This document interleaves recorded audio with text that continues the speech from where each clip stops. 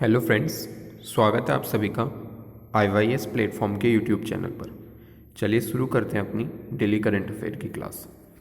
इसमें हम कवर करेंगे PIB न्यूज़ को, famous newspaper like Dainik Jagran इन हिंदू में जो न्यूज़ इंपॉर्टेंट है और रिलेवेंट है एग्जाम पॉइंट ऑफ व्यू से, उसको हम कवर करेंगे। न्यूज़ ऑन एयर, आकाशवाणी पर जो भी न्यूज़ चर्चा में उसको हम कवर करेंगे। National and international days and organisations important जो भी हैं उनको हम कवर करेंगे। चलिए तो आज की क्लास करते हैं स्टार्ट। दोस्तों, अगर क्लास स्टार्ट करने पहले से मैं आपको बता दूं, अगर आपने अभी तक हमारे चैनल को सब्सक्राइब नहीं किया है तो प्लीज़ चैनल को सब्सक्राइब कर लीजिए।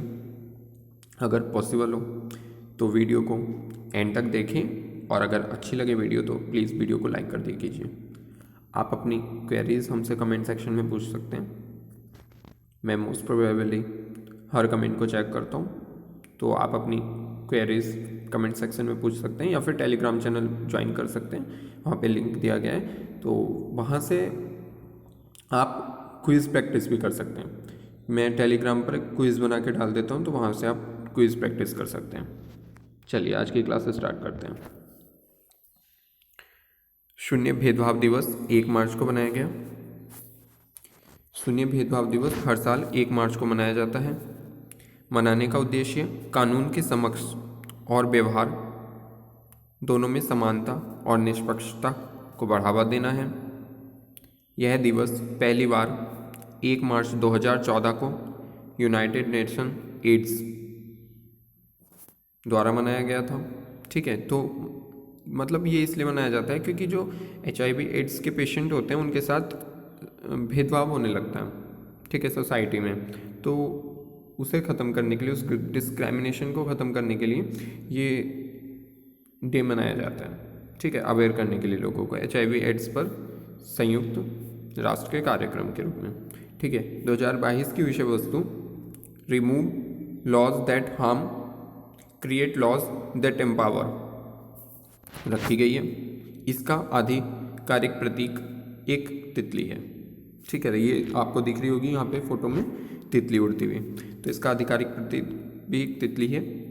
और थीम बड़ी इंटरेस्टिंग है, remove that laws that harm and create laws that empower. होना भी चाहिए ऐसा। चलिए नेक्स्ट न्यूज़ देखते हैं। विश्व नागरिक सुरक्षा दिवस, ये भी 1 मार्च को मनाया गया। 1990 में इस दिन को अंतर्राष्ट्रीय नागरिक सुरक्षा संगठन द्वारा वैश्विक अवकाश के रूप में घोषित किया गया था। यह नागरिक सुरक्षा के महत्व और इसके लिए अपने प्राणों की आहुति देने वाले कर्मियों का सम्मान करता है। ICDO एक अंतर सरकारी संगठन है जो बुनियादी ढांचे और पर्यावरण की रक्षा करते हुए नागरिकों को विकसित और सुरक्षित रहने में मदद करता है। ठीक है, तो विश्व नागरिक सुरक्षा दिवस 1 मार्च को मनाया गया, याद रखिए आप। चलिए नेक्स्ट न्यूज़ देखते हैं। केंद्र ने पॉलिएस्टर से बने राष्ट्रीय ध्वज के निर्माण को मंजूरी दे दी है। आपको पता होगा कि ध्वज की अपनी एक संहिता होती है। सरकार ने 2002 की भारतीय ध्वज संहिता, ठीक है, 2002 में ध्वज संहिता बनी थी, इसमें संशोधन करके मशीन निर्मित पॉलिएस्टर राष्ट्रीय ध्वज के निर्माण और आयात की अनुमति दी है। नियमों के अनुसार पहले केवल हाथ से काते हुए और बुने हुए ऊन या कपास या रेशम, खादी, बंटिंग द्वारा बनाए गए ध्वज की ही अनुमति थी, जबकि 2019 में मशीन से बने ध्वज के आयात पर प्रतिबंध लगा दिया गया था। यह उन विशाल ध्वजों को हुए नुकसान के लिए सहायता प्रदान करेगा जो सूर्यास्त के समय नीचे नहीं किए जाते हैं। ठीक है, आपको पता होगा कि बहुत सारे पूरे कंट्री में बहुत जगह आज इवन अब तो हर रेलवे स्टेशंस पर या किसी नॉर्मल पब्लिक प्लेस पर जो काफ़ी फेमस होती है, तो वहाँ पे काफ़ी बड़े बड़े फ्लैग लगाए जाते हैं और लगने भी चाहिए। लेकिन वो चूँकि सूती कपड़े के होते थे या कपास वगैरह के, ठीक है, तो खादी या कपास के होते थे, तो वो ख़राब हो जाते थे क्योंकि पूरे दिन वो अगर अनफोल्ड रहेंगे तो वो ख़राब हो जाते हैं। बट अगर पॉलिएस्टर है, ठीक है, तो वो उतनी जल्दी तो ख़राब नहीं होगा, इसलिए ये फैसला लिया गया है कि पॉलिएस्टर को अलाउ होगा। बट ऐसा होना चाहिए कि ये सिर्फ बड़ों के लिए अलाउ हो, ताकि वो जो पब्लिक प्लेस में लगते हैं सिर्फ वो ही पॉलिएस्टर के होने। चलिए नेक्स्ट न्यूज़ देखते हैं। चेन्नई में शुरू की गई सड़क पर रहने वाले जानवरों के लिए पहली एम्बुलेंस। ये आप देख सकते हो एम्बुलेंस, कुछ स्टूडेंट्स हैं इन्होंने शुरू की है सड़क पर रहने वाले जानवरों के लिए। ब्लू क्रॉस ऑफ इंडिया ने अंतर्राष्ट्रीय पशु कल्याण संगठन फोरपा के सहयोग से चेन्नई में सड़क पर रहने वाले जानवरों के लिए अपनी तरह का पहला एम्बुलेंस लॉन्च किया है। आवारा पशु देखभाल कार्यक्रम एक गाड़ियों पर अस्पताल होगा जिसमें बीमार और घायल सड़क पर रहने वाले जानवरों के लिए साइट पर उपचार प्रदान करने के लिए एक पशु चिकित्सक एम्बुलेंस में ही होगा, ठीक है, ताकि उनको वहाँ पे ही क्योर किया जा सके, उनको ट्रीटमेंट दी जा सके। और बड़ा इंटरेस्टिंग नाम रखा गया है गाड़ियों पर अस्पताल, और डिसीजन भी बहुत अच्छा है जानवरों के लिए, ठीक है। चलिए नेक्स्ट न्यूज़ देखते हैं। ट्रेंडिंग खाता सेवाएं प्रदान करने के लिए यूसीओ बैंक और फिजडम के बीच एक साझेदारी हुई है। यूसीओ बैंक ने अपने ग्राहकों को डीमैट खाता, स्टॉक ब्रोकिंग सेवाएं, पेंशन फंड और टैक्स फाइलिंग की पेशकश करने के लिए फिजडम के साथ भागीदारी की है। इस उत्पाद और सर्विस सूट के रोल आउट के साथ यूसीओ बैंक के ग्राहकों को एक मजबूत 3-in-1 व्यक्तिगत बैंकिंग अनुभव प्राप्त होगा। यह सेवाएं यूसीओ बैंक के mobile banking application UCO M banking plus के माध्यम से प्रदान की जाएगी। चलिए नेक्स्ट न्यूज़ देखते हैं। क्वार्टर 3 में भारत की जीडीपी वृद्धि धीमी होकर 5.4% पर पहुंची है। फाइनेंशियल ईयर 2022 में 8.9% की वृद्धि का अनुमान बताया गया है। तो 2021-22 की तीसरी तिमाही में भारत की आर्थिक वृद्धि धीमी होकर 5.4 हो गई है, जो देश ने दुनिया की सबसे तेजी से बढ़ती हुई प्रमुख अर्थव्यवस्था के रूप में अपनी स्थिति को बरकरार फिर भी रखा है। चूँकि 5.4 हो गई है, स्टिल सबसे ज़्यादा फास्टेस्ट ग्रोइंग का टैग बरकरार रखा है देश ने। अप्रैल से जून तिमाही में जीडीपी वृद्धि 20.3% थी, जबकि जुलाई से सितंबर की अवधि में 8.5% थी, और अब जुलाई से सितंबर, अक्टूबर से जनवरी तक की ये हो गई है 5.4। तो राष्ट्रीय सांख्यिकी कार्यालय NSO ने राष्ट्रीय खातों के अपने दूसरे अग्रिम अनुमान में 21-22, ठीक है, 21-22 फाइनेंशियल ईयर के लिए देश की विकास दर जो पूरे साल की है उसको 8.9 रहने का अनुमान लगाया है NSO ने। तो आंकड़ा इंपॉर्टेंट है क्योंकि NSO ने ये आंकड़ा जारी किया, ठीक है। चलिए नेक्स्ट न्यूज़ देखते हैं। वेंचर कैपिटल फर्म एक्सेल ने किया भारत दक्षिण पूर्व एशिया के लिए फंड लॉन्च। वैश्विक उद्यम पूंजी फर्म एक्सेल ने भारत और दक्षिण पूर्व एशिया में शुरुआती चरण के स्टार्टअप के लिए 650 मिलियन के फंड की घोषणा की है, जिससे इस क्षेत्र में कुल प्रतिबद्धता 2 बिलियन से अधिक हो गई है। एक्सेल ने भारत में अपना फंड 2005 में स्थापित किया था। फ्लिपकार्ट और फ्रेशबक्स उन कंपनियों के उदाहरण हैं जिन्हें एक्सेल द्वारा उनके शुरुआती सीड राउंड से लेकर बाद तक वित्त पोषण के माध्यम से सहयोग किया गया है, ठीक है। तो आप इसके कुछ एग्जांपल्स देख सकते हैं कि कैसे फंड प्रोवाइड करता है, किनको करता है, लाइक फ्लिपकार्ट। चलिए नेक्स्ट न्यूज़ देखते हैं। पीएनबी हाउसिंग ने राजस्थान में शुरू की वाटरशेड विकास परियोजना। पीएनबी हाउसिंग पहल फाउंडेशन ने गुरुग्राम स्थित एक एनजीओ SM सहगल फाउंडेशन के साथ मिलकर एक एकीकृत वाटरशेड विकास परियोजना जल खुशहाली की शुरुआत की है। इसे राजस्थान के करौली जिले में लॉन्च किया गया है। इसका उद्देश्य करौली में नडोटी ब्लॉक के चैनपुरा और मुहाना गांवों के छोटे और सीमांत किसान समुदाय की आर्थिक और सामाजिक कमजोरी को कम करना है, ठीक है। अगर हम सीमांत कृषक की बात करें, देश में कैसे परिभाषित है सीमांत कृषक, तो जिसके पास 1 हेक्टेयर से कम जमीन होती है तो उसको सीमांत कृषक कहा जाता है। उसके बाद लघु कृषक होते हैं 1 से 2 हेक्टेयर, 2 से, ठीक है। उसके बाद मध्य आ जाते हैं तो वो 4 से 6 हेक्टेयर कहीं रहता है, 4 से 6 हेक्टेयर कहीं रहता है, ठीक है। तो ये आप याद रखिए। उसके बाद बृहद, जिनके पास 10 से अधिक होता है हेक्टेयर जमीन, तो उन्हें बृहद कृषक बोला जाता है। इंपॉर्टेंट है, एग्जाम में कहीं भी पूछ सकते हैं। चलिए नेक्स्ट न्यूज़ देखते हैं। केंद्रीय मंत्री स्मृति ईरानी ने किया रक्षा स्त्री मनोरक्षा परियोजना का शुभारंभ। महिला एवं बाल विकास मंत्री स्मृति ईरानी ने 2 मार्च 2022 को वन स्टॉप सेंटर की क्षमता निर्माण के लिए स्त्री मनोरक्षा परियोजना को शुरू किया है। इस परियोजना को महिलाओं के खिलाफ होने वाली हिंसा के चक्र को समाप्त करने के लिए डिज़ाइन किया गया है। अत्याचार का सामना करने वाली महिलाओं को सहायता प्रदान करना एक जीवन कौशल है।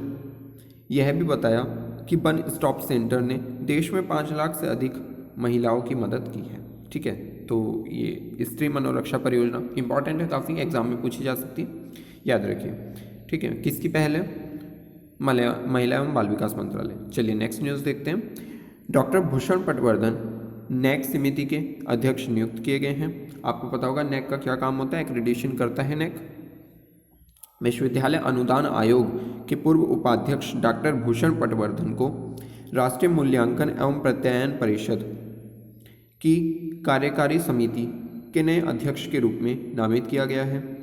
वह वर्तमान में कोविड-19 पर अंत विषय आयुष अनुसंधान एवं विकास कार्यबल के अध्यक्ष हैं। वह नीति आयोग सहित कई अकादमिक अनुसंधान और नीति समितियों के सदस्य भी रहे हैं।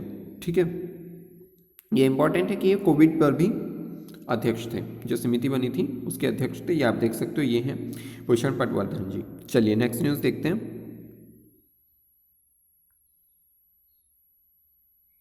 2 मार्च 2022 को वित्त मंत्री लॉन्च करेंगे ई बिल प्रोसेसिंग सिस्टम।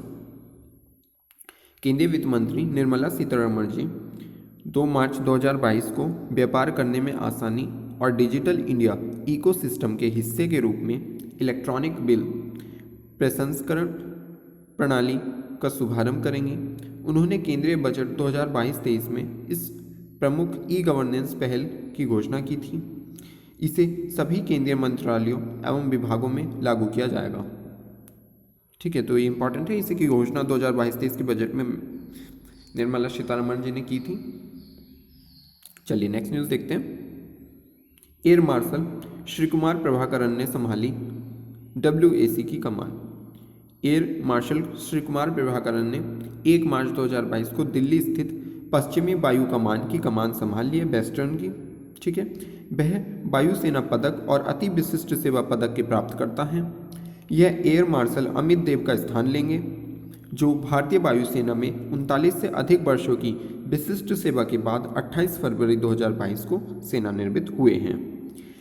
वर्तमान नियुक्ति को संभालने से पहले वायुसेना अकादमी हैदराबाद के श्री कुमार प्रभाकरन जी कमांडेंट थे। ठीक है, इससे पहले ये कहाँ के कमांडेंट थे, ये भी इम्पोर्टेंट पूछा जा सकता है, तो आप थोड़ा सा ध्यान रखिए। और अभी इन्हें वेस्टर्न एयर कमांड का चीफ बनाया गया है। ठीक है, चलिए नेक्स्ट न्यूज़ देखते हैं। बैंक ऑफ महाराष्ट्र की परियोजना बैंक सखी को शक्ति देगा महाग्राम। बैंक ऑफ महाराष्ट्र ने ओडिशा में बैंक सखी परियोजना शुरू करने के लिए एक प्रमुख फिनटेक कंपनी महाग्राम के साथ करार किया है। ठीक है, यह परियोजना को वित्तीय प्रौद्योगिकी और बुनियादी ढांचा सहायता प्रदान करेगा। गठजोड़ के हिस्से के रूप में कंपनी ने भारत ATM प्लेटफॉर्म पर 11,000 से अधिक बैंक सखियों को जोड़ा है, ताकि ग्रामीण नागरिकों को उनके दरवाजे पर न्याय बैंकिंग सेवाओं का बुनियादी बैंकिंग सेवाओं का लाभ उठाने की में मदद मिल सके। ठीक है, तो बैंक सखी आप याद रखिए, बैंक ऑफ महाराष्ट्र उड़ीसा में शुरू की है। चलिए नेक्स्ट न्यूज़ देखते हैं। यूनाइटेड नेशन द्वारा 2030 एजेंडा के रूप में अपनाए गए 17 सस्टेनेबल डेवलपमेंट गोल्स लक्ष्यों में भारत 120 स्थान पर है। 2015 में पेरिस सम्मेलन हुआ था, वहाँ पर संयुक्त राष्ट्र के 192 सदस्य देशों द्वारा 2030 के 15 साल का अपना एक एजेंडा रखा गया था। 2030 तक के एजेंडे के एक हिस्से के रूप में अपनाए गए 17 सतत विकास लक्ष्यों पर भारत 2021 के 117 से 120वें स्थान पर 3 स्थान फिसल गया है 2022 में। तो आप देख सकते हो डेवलपमेंट तो ठीक है, विकास यही है। नवीनतम रैंकिंग के साथ भारत अब पाकिस्तान को छोड़कर सभी दक्षिण एशियाई देशों से पीछे है, जो 129वें स्थान पर है। ठीक है, हमारे से पीछे सिर्फ एक पाकिस्तान है, इसलिए हमको सोच सकते हैं कि पाकिस्तान अभी 129 पे है। जिस दिन पाकिस्तान भी आगे निकल जाएगा उस दिन हमारी आंखें खुलेंगी कि हाँ, हमें भी सस्टेनेबिलिटी की ओर ज़्यादा मूव करना चाहिए। यह centre for science and environment की स्टेट ऑफ इंडिया की पर्यावरण रिपोर्ट 2022 में कहा गया है। ठीक है, नेक्स्ट न्यूज़ देखते हैं। 1 मार्च 2022 को NCPCR ने मनाया अपना 17वां स्थापना दिवस। राष्ट्रीय बाल अधिकार संरक्षण आयोग NCPCR, national commission for protection of child rights ने 1 मार्च 2022 को अपना 17वां स्थापना दिवस मनाया। कार्यक्रम में मुख्य अतिथि महिला एवं बाल विकास मंत्री स्मृति जुबिन ईरानी जी रहीं। इस अवसर पर उन्होंने NCPCR के नए आदर्श वाक्य भविष्य रक्षति रक्षिता का शुभारंभ किया। NCPCR बाल अधिकार संरक्षण आयोग अधिनियम 2005 द्वारा स्थापित एक भारतीय वैधानिक निकाय है। ठीक है, 2005 के अधिनियम से 2006 में ये बना था और इस बार इसका 17वां स्थापना दिवस है। चलिए नेक्स्ट न्यूज़ देखते हैं। वेस्ट इंडीज के महान स्पिनर सन्नी रामाधीन का निधन हो गया है। वेस्ट इंडीज के महान स्पिनर सन्नी रामाधीन का फरवरी 2022 में निधन हुआ। उन्होंने 43 टेस्ट मैच खेले, जिसमें उन्होंने 28 के औसत से 158 विकेट लिए, जिसमें उनकी सर्वश्रेष्ठ 749 और एक मैच में 10 विकेट के अलावा 10 बार 5 विकेट प्राप्त किया जाना है। उनके रिकॉर्ड में 11,152 के मैच के आंकड़े शामिल थे, जब वेस्ट इंडीज ने 72 साल पहले लॉर्ड्स में इंग्लैंड में पहली बार टेस्ट जीत का दावा किया था। ठीक है, तो सन्नी रामाधीन काफ़ी फेमस प्लेयर है। नेक्स्ट न्यूज़ देखते हैं। सौरभ चौधरी ने जीता 10 मीटर एयर पिस्टल में स्वर्ण पदक, और ये तो बहुत ही ज़्यादा फेमस है। ठीक है, सौरभ चौधरी तो 1 मार्च 2022 को निशानेबाजी में सौरभ चौधरी ने मिस्र के काहिरा में अंतर्राष्ट्रीय खेल महासंघ विश्व कप में भारत का पहला स्वर्ण पदक जीत लिया है। ये मेरठ के निवासी हैं। उन्होंने पुरुषों की 10 मीटर एयर पिस्टल स्पर्धा के स्वर्ण पदक मैच में जर्मनी के माइकल शाल्ट को 16-6 से हरा दिया है। रूस के आर्टेम चर्नोसोव ने कांस्य पदक जीता, किंतु यूक्रेन में चल रहे युद्ध में शामिल होने के कारण उनके देश का झंडा प्रदर्शित नहीं किया गया। ठीक है, हमें याद रखना चाहिए सौरभ जी ने जीता है, फर्स्ट प्लेस याद रखिए आप, बट मैंने ये इसलिए बता दिया क्योंकि इनका झंडा प्रदर्शित नहीं किया गया है। चलिए नेक्स्ट न्यूज़ देखते हैं। वियतनाम में होंगे 31वें दक्षिण पूर्व एशियाई खेल। इंपॉर्टेंट न्यूज़ है वेरी। ठीक है, दक्षिण पूर्व एशियाई क्षेत्र का सबसे बड़ा खेल आयोजन 31वां दक्षिण पूर्व एशियाई खेल 12 से 23 मई 2022 तक वियतनाम में आयोजित किया जाएगा। इन खेलों में 526 आयोजनों के साथ 40 खेल होंगे। यह मूल रूप से नवंबर 2021 में होने वाला था, लेकिन वियतनाम और व्यापक क्षेत्र में कोविड महामारी के कारण द्विवार्षिक कार्यक्रम को स्थगित कर दिया गया।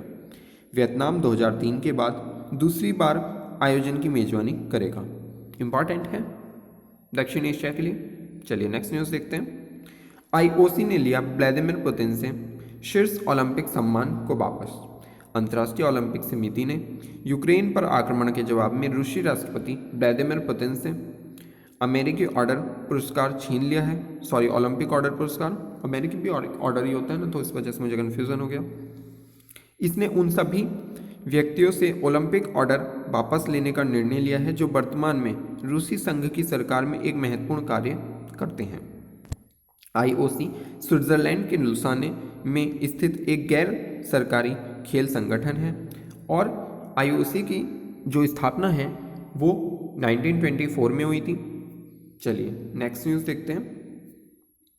भारत और जापान ने किया द्विपक्षीय अदला बदली व्यवस्था का नवीनीकरण। ठीक है, स्वैप मतलब अदला बदली in the sense swap. Bharat और जापान ने $75 अरब की द्विपक्षीय स्वैप व्यवस्थाओं का नवीनीकरण किया है। जापान के वित्त मंत्री के एजेंट के रूप में कार्य करने वाले बैंक ऑफ जापान और RBI ने 28 फरवरी को द्विपक्षीय स्वैप समझौते के संशोधन और पुनर्गठन समझौते पर हस्ताक्षर किए हैं। BSA एक दो तरफा मतलब बायलैटरल स्वैप एग्रीमेंट एक दो तरफा व्यवस्था है जहां दोनों प्राधिकरण डॉलर के बदले में अपनी स्थानीय मुद्राओं की अदला बदली कर सकते हैं। चलिए नेक्स्ट न्यूज़ देखते हैं। उपराष्ट्रपति जी ने भारतीय दृष्टिकोण के साथ भारत के इतिहास की पुस्तकों को फिर से पढ़ने का आह्वान किया है। इससे पहले मैं आपको बता दूं कि राष्ट्रपति जी आंध्र प्रदेश के एलुरु स्थित sir CR Reddy education institute की 75वीं वर्षगांठ समारोह को संबोधित कर रहे थे, तब उन्होंने ये बातें कही। क्या बातें कही हैं? उपराष्ट्रपति ने कहा है कि भारतीय दृष्टिकोण के साथ भारत के इतिहास की पुस्तकों को फिर से पढ़ने का आह्वान किया है। उपराष्ट्रपति जी ने सार्वजनिक जीवन में मूल्य आधारित शिक्षा और नैतिकता की आवश्यकता पर जोर दिया है। शिक्षा को राष्ट्र के संवर्धन के लिए एक मिशन के रूप में देखा जाना चाहिए, ऐसा राष्ट्रपति जी ने कहा है। जीवन में सफलता के लिए समर्पण, कड़ी मेहनत और अनुशासन विद्यार्थी अपनाएं, ऐसा कहा है। उपराष्ट्रपति जी ने मंगती रविंद्रनाथ चौधरी की मूर्ति का अनावरण भी किया है। ठीक है, और जो ये एजुकेशनल इंस्टीट्यूट है CR रेड्डी, उसकी 75वीं वर्षगांठ का भी शुभारंभ किया है। चलिए नेक्स्ट न्यूज़ देखते हैं। उपराष्ट्रपति जी ने यह विश्वास व्यक्त किया कि यूक्रेन में फंसे भारतीय को सुरक्षित घर वापस लाया जाएगा, प्रत्येक भारतीय को। उन्होंने कहा कि भारत राष्ट्रीय हितों की रक्षा के लिए समुचित दृष्टिकोण अपना रहा है। भारत सभी देशों के साथ हमेशा शांतिपूर्ण सहअस्तित्व में विश्वास करता है। उपराष्ट्रपति जी ने भारतीय लोकतंत्र के विरुद्ध चलाए जा रहे गलत सूचना अभियानों की निंदा की। उपराष्ट्रपति जी ने भारतीय लोकतंत्र के विरुद्ध चलाए जा रहे गलत सूचना अभियानों की निंदा की। उन्होंने भारतीय भाषाओं में ऐतिहासिक कार्यों का अधिक से अधिक अनुवाद करने का आह्वान किया है।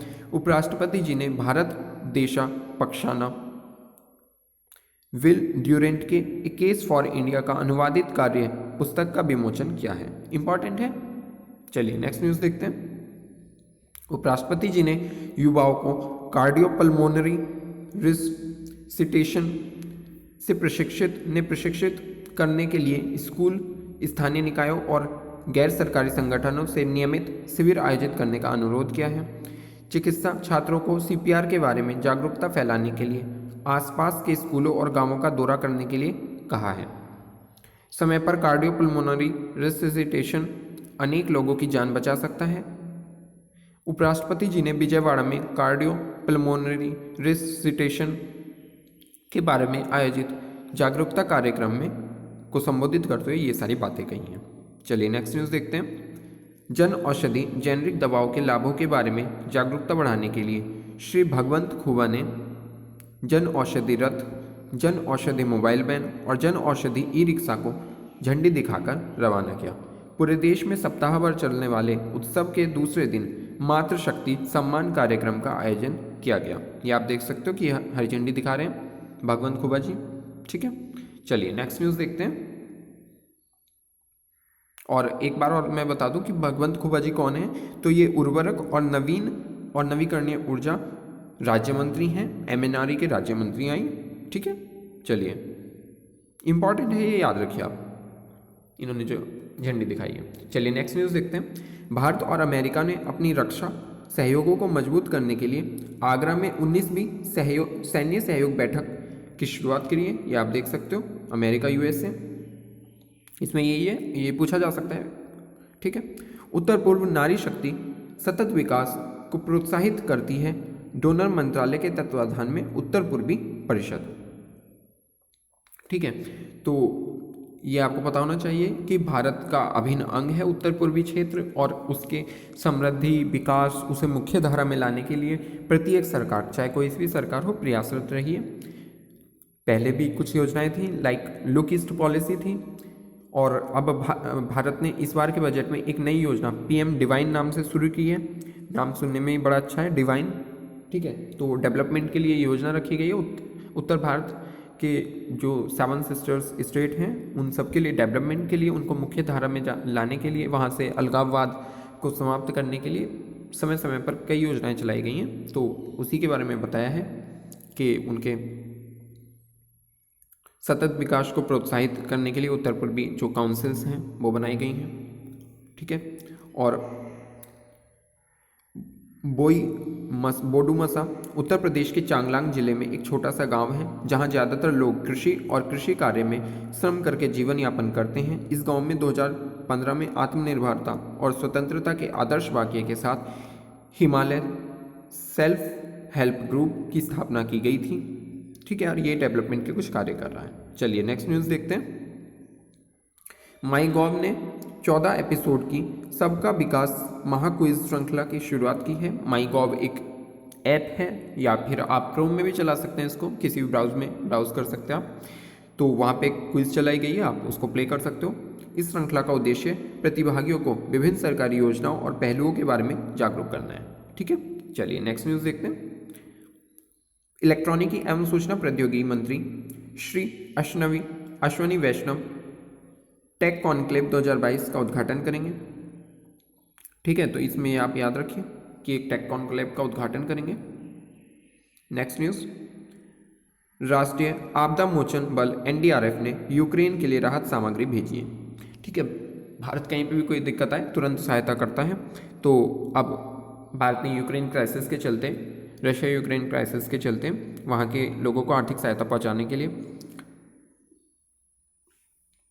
कुछ राहत सामग्री भेजी है। आपको पता होगा कि यूक्रेन में बहुत सारे बड़ी संख्या में भारतीय जाते हैं, तो अभी भी भारतीय फंसे हुए हैं। और उसके लिए मैंने आपको लास्ट वीडियो में आपने देखा होगा, ऑपरेशन गंगा चलाया गया है। भारत सरकार द्वारा ऑपरेशन गंगा चलाया गया है उन अपने देशवासियों को भारत वापस लाने के लिए। ठीक है, क्योंकि वहाँ पे बहुत सारे स्टूडेंट जाते हैं, मेनली मेडिकल की पढ़ाई करने के लिए स्टूडेंट्स रशिया यूक्रेन में जाते हैं। वहाँ पे मेडिकल का इंफ्रास्ट्रक्चर बहुत अच्छा डेवलप हुआ है रशिया यूक्रेन में, तो उन्हें वापस लाने के लिए ऑपरेशन गंगा चलाया गया है। और अब वहाँ पर क्राइसिस के चलते भारत ने अपना, जो भारत का इतिहास रहा है, भारत ने राहत सामग्री भेजी है। ठीक है, तो इम्पॉर्टेंट है। नेक्स्ट न्यूज़, मोदी सरकार ने प्रवासियों और स्वदेश वापस लौटने वाले लोगों के लिए राहत और पुनर्वास की समग्र योजना के तहत 7 मौजूदा उप परियोजनाओं को वर्ष 21-22 से लेकर 25-26 तक की अवधि के लिए जारी रखने के प्रस्ताव को मंजूरी दे दी है। ये वेरी इंपॉर्टेंट न्यूज़ है। इस समग्र योजना का कुल परिव्यय 1452 करोड़ रुपए है। इस मंजूरी से केंद्रीय गृह मंत्री श्री अमित शाह के नेतृत्व में गृह मंत्रालय के माध्यम से इस समग्र योजना के तहत मिलने वाली सहायता का लाभार्थियों तक पहुंचते रहना सुनिश्चित होगा। ठीक है, चलिए नेक्स्ट न्यूज़ देखते हैं। स्वच्छता सर्वेक्षण 2022 का क्षेत्र मूल्यांकन का शुभारंभ किया गया। लगभग 3000 मूल्यांकनकर्ता मैदान में जाने के लिए तैयार हैं। वेरी इंपॉर्टेंट, स्वच्छता सर्वेक्षण भी बहुत इंपॉर्टेंट होता है, इससे रिलेटेड क्वेश्चन पूछ लिया जाता है। ठीक है, ये सबसे बड़ा, विश्व का सबसे बड़ा स्वच्छता सर्वेक्षण है, क्योंकि यहाँ पे हमारे पॉपुलेशन ही इतनी है, तो ऑब्वियसली सबसे बड़ा हो ही जाएगा।